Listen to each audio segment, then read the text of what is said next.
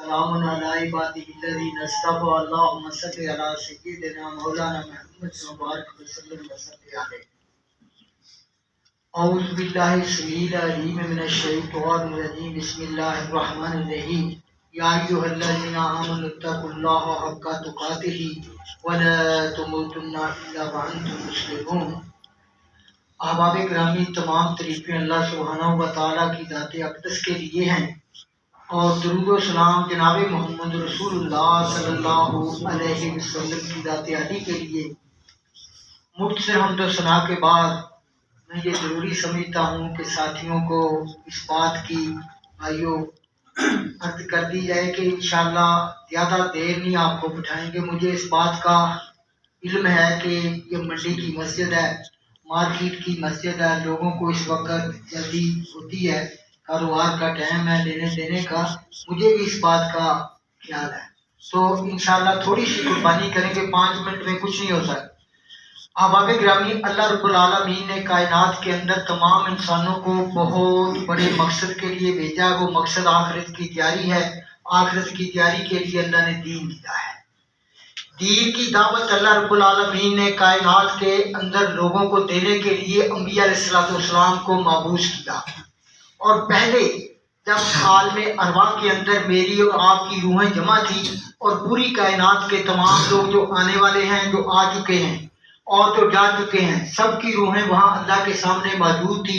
اس وقت اللہ رب العالمین نے ایک سبق دیا تھا، الستُ بربک. تو سب نے مل کر کہا تھا، اس لیے کہ اللہ جل شانہ سامنے تھے اور روحیں اللہ خطاب کر رہے تھے، اللہ سبق پڑھا رہے تھے، اور لوگوں نے اس بات کا اقرار کیا. قالوا بلا، اللہ تو ہمارا رب ہے. یہاں بھی اس کے اگلے لفظ ہے، یہاں بھی اور اس کے بعد بھی. تو کائنات کے اندر اس سب کو یاد کرانے کے لیے انسان کی فطرت میں ہے، یہ بھول جاتا ہے. آدم علیہ السلام کو اللہ رب العالمین نے جنت کے اندر ڈالنے کے بعد ارشاد فرمایا کہ اس درخت کے قریب نہ جا.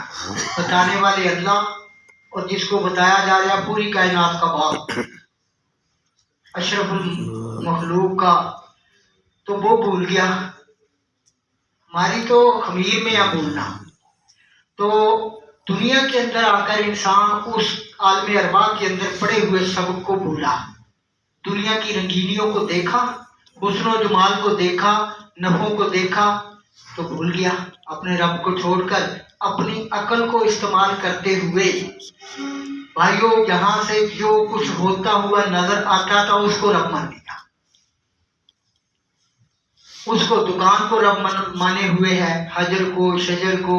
یہاں سے اسے کچھ نہ کچھ ہوتا ہوا نظر آتا ہے، وہیں سے اس کی اپنی حاجتیں وہیں رکھنا شروع کر دیتا. حالانکہ ایسا نہیں ہے. اللہ کہتا ہے اس کے پیچھے ایک طاقت ہے. یہ جہاں سے تمہیں نفع نکلتا ہوا نظر آتا ہے وہاں سے نہیں نکلتا. یہ بجلی کا بٹن ہے، اس بٹن کے ساتھ یہ بلب چلتا ہے. دیکھنے میں اس بٹن کے ساتھ چلتا ہے، اس بٹن کے ساتھ نہیں چلتا. جب لائٹ پیچھے سے بند ہوتی ہے پھر سارے بٹن دبا دو، کیوں نہیں چلتا؟ کہ اس بٹن تو، یہ بٹن تو ایک راستہ ہے، ایک بٹن تو ایک راستہ ہے. ٹیوب ویل سے، نلکے سے، موٹر سے پانی آتا ہے، اور جب پانی اللہ چاہتا ہے خشک کر دیتا ہے، ساری موٹریں سب کچھ ختم ہو جاتا ہے. تو یہ سب یاد کرانے کے لیے اللہ نے انبیاء علیہ السلام کو بھیجا. اور یہ سب کتنا بڑا ضروری ہے. جس آدمی نے اپنے رب کو پہچان لیا وہ بھائیوں کائنات کے اندر کسی کی محتاجی سے، کسی کے خوف سے اور ہر قسم کی اسے امن ہو جائے گا. وہ گھبراتا نہیں، پریشان نہیں ہوتا، اور اسے اللہ رب العالمین ہر قسم کی پریشانیوں سے محفوظ رکھتے ہیں. بھائیوں اللہ اس کی دعاؤں کو قبول کرتے ہیں. ان الذین قالوا ربنا اللہ ثم استقاموا.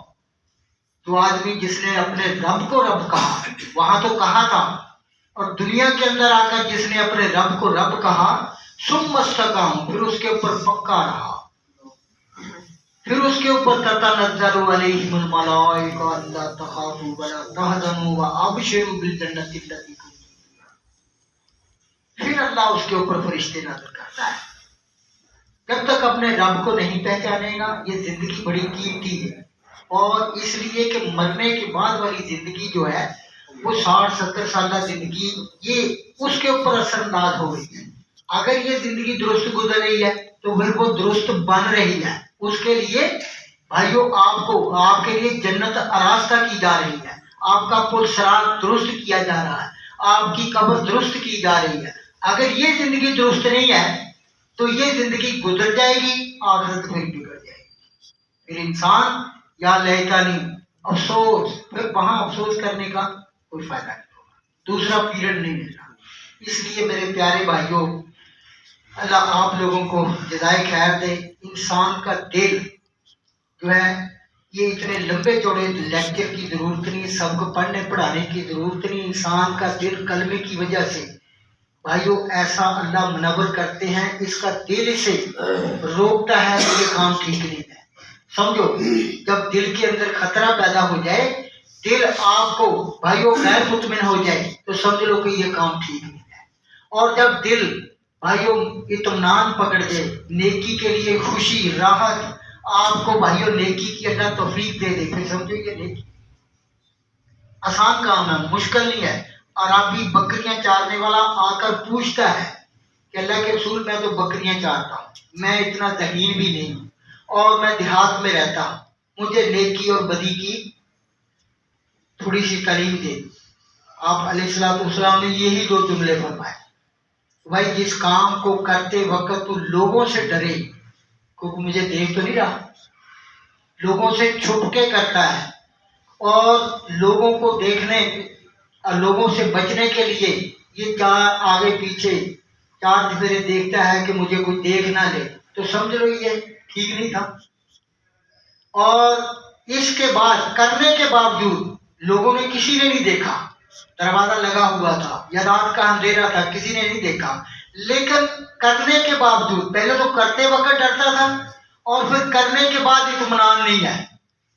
1000 2000 20,000 50,000 روپے کا نقصان کسی کا کر دیا، کسی کا چراغ گل کر دیا، کسی کے کمپنی پہ پستول رکھ کے اس کے پیسے چھین لیے، موبائل چھین لیا، لیکن اطمینان نہیں ہے، نیند نہیں آئے گی. اب دروازہ کھٹکے گا تو اس کی جان پہ بن جائے گی اور یہ راستے میں چلتا ہوا کسی پولیس والے کو کسی ایسے آدمی کو دیکھے گا اور اس کا چلنا پھرنا حرام ہو جائے گا. کیوں؟ غلط کام کیا بھائیو. اس کا دل اسے روکتا ہے، لیکن بھائیو خواہشات جو ہے وہ کہتی ہے کوئی نہیں، کوئی بات نہیں. خواہشات اور ضرورت اس کی تمیز انسان کو کرنی چاہیے. ضرورت کو پورا کرنے کے لیے آپ کو 6 گھنٹے 4 گھنٹے کام کرنا پڑے تو عبادت ہے. خواہشات کو پورا کرنے کے لیے 24 گھنٹے کرنا پڑے تو پوری نہیں ہوگی، لیکن یہ اللہ کے ہاں عبادت نہیں ہے. اللہ نے دن اس لیے نکالا، دن اس لیے نکالا کہ روزی تلاش کی جائے، روزی کے لیے کام کیا جائے. لیکن بھائی رات آرام کے لیے، عصر کے بعد کام کرنا ویسے ہی درست نہیں ہے. یہاں تو ماحول ایسا بن چکا ہے، یہ باتیں کر نہیں سکتے ہم. رات کے وقت جو روزی کے لیے جس کو رات کو کام کرنا پڑتا ہے اسے استغفار کرنی چاہیے. رات اللہ کی عبادت کے لیے ہے اور رات آرام کے لیے اس جسم کا حق ہے اس کے اوپر. لیکن بھائیو مجبوریاں، حالات، خواہشات، اور ہم نے اپنے آپ کو اتنا آگے بڑھا لیا ہے کہ دن 24 گھنٹے 8 گھنٹے کی 3 شفٹیں چلتی ہیں اور چلانے والے بھی اور چلنے والے بھی. اس کا گزارا نہیں ہوتا، بیچارہ رات کو بھی کام کرتا ہے. بھائیو اللہ سے مانگنا شروع کر دو، اللہ سے مانگنا سیکھ لو. پیارے آخری بات کر کے بس، پیارے پیغمبر علیہ الصلوۃ والسلام مجلس کے اندر تشریف فرما تھے، صحابہ آپ کے پاس موجود تھے. باہر سے ایک آدمی آیا، آ کر اس نے صحابی رسول کا دور سے آیا تھا، تھکا ہوا تھا، چہرے پہ صبر کے اثرات تھے اور سلام کیا تو عرض کی کہ اللہ کے رسول مجھے کچھ کھانے کے لیے دو. آپ علیہ الصلوۃ والسلام نے اپنے پاس بٹھایا اور بلال کو بھیجا کہ میرے فلاں گھر میں جاؤ. 8 گھروں کے اندر پیارے پیغمبر نے آئے گئے بھیجا، پانی کے علاوہ کچھ نہیں تھا. بیٹھ گئے. آپ علیہ الصلوۃ والسلام نے 3 دفعہ ایک جملہ بولا اللہ کی طرف متوجہ ہو کر، اللہم انی اسألک من فضلک و رحمتک فإنہ لا یملکھا الا انت. 3 دفعہ یہ دعا آسمان کی طرف چرا کیا، پھر نیچے کیا، پھر دعا مانگی. 3 دفعہ یہ کلمہ پڑھا. آپ بھی ضرور دیکھ رہے تھے. ٹھیک 2-4-10 منٹ کے بعد ایک آدمی طباق کے اندر بنا ہوا گوشت لے کے کہا کہ اللہ کے رسول آپ کے لیے، آپ کے ساتھیوں کے.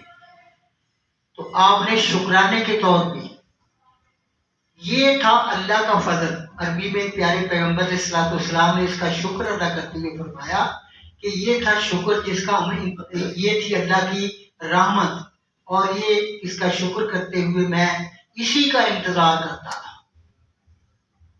یعنی یقین کے ساتھ مانگا جائے تو یہ سارے 24 گھنٹے کے مسائل حل ہو جائیں. یہ اتنا بڑا مسئلہ نہیں ہے جتنی بڑی ہم نے اپنے لیے مسئلے بنائے ہوئے ہیں. میں کہتا ہوں آپ علیہ الصلوۃ والسلام نے تعلیم دی ہے کہ نمک بھی مک جائے، جوتی کا تسمہ ٹوٹ جائے. تو بھائیو یہ ساری چیزیں غور کرنے والی ہیں. تو بھائیو یہ دین زندگی میں آ جائے، اس کے لیے انبیاء علیہ الصلوۃ والسلام کی محنت درکار ہے. انبیاء علیہ الصلوۃ والسلام نے آ کر لوگوں کے اوپر محنت کی ہے. اس محنت کی برکت سے، مشقت کی برکت سے، لوگوں سے پتھر کھانے کی وجہ سے لوگوں کے اندر ایمان آیا، اور پھر وہ اللہ سے لینے والے اور اللہ کی مخلوق کے اوپر خرچ کرنے والے بنے. اس کو بھائیو ختم نبوت کی وجہ سے اللہ نے میرے اور آپ کے ذمہ لگایا ہے. اس کے لیے الحمدللہ اس مسجد کے اندر ہر ہفتے کو عصر سے لے کر مغرب تک مارکیٹ کے اندر لوگوں سے ملاقات کرتے ہیں. آج بھی انشاءاللہ تھوڑی دیر کے بعد ملاقات کرنے کے لیے جائیں گے. اور یہ سارے کلمے والے ہمارے بھائی ہیں، اور مغرب کی نماز کے بعد بھی انشاءاللہ بیان ہوگا. میری آپ لوگوں سے درخواست ہے کہ اللہ آپ کو جزائے خیر. مغرب میں